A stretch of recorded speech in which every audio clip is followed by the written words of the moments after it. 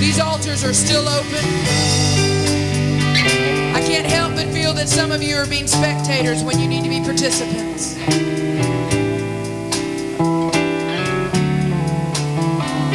If I were to say tonight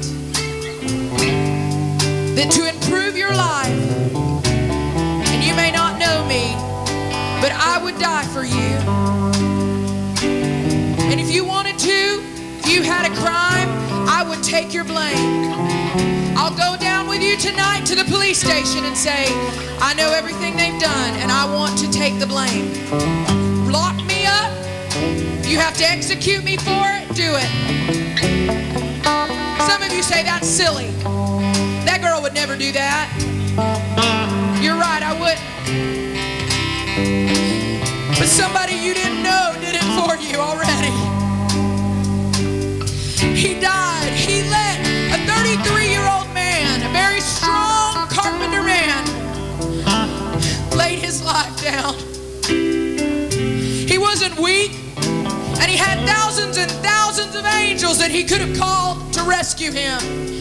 But instead, he laid his life down on a cross. He put his arm out and said, nail me there for Gary. Nail me there for that soul. Nail me here for that one back there. I know what he's going to do.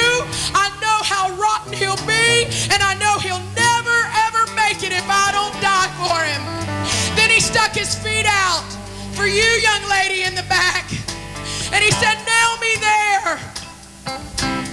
He already had a crown of thorns. How many of you have ever been stuck with one thorn? I want you to imagine it in every place around your head, sticking there. And when he was so weak from blood being lost to be able to rescue you, my friend, he cried and said, Father, forgive them. They don't know what they're doing. And some of you tonight are sitting in your seats and you don't know what you're doing. You're rejecting a perfect Savior, not one who had a mess up every once in a while and had to go and just pretend it didn't happen. A perfect human being who is also God, who is calling you tonight to this altar. And I'll tell you this, you may go out of this tent if you ignore my voice and you ignore the voices that have been heard tonight and ignore the souls that you've seen being willing to get down and humble themselves at an altar of prayer. If you ignore this and you go out, you crucify him again. You nail him to a cross because you walk over his blood that he shed for you.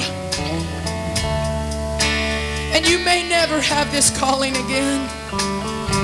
Some of you that have drifted away need to come down.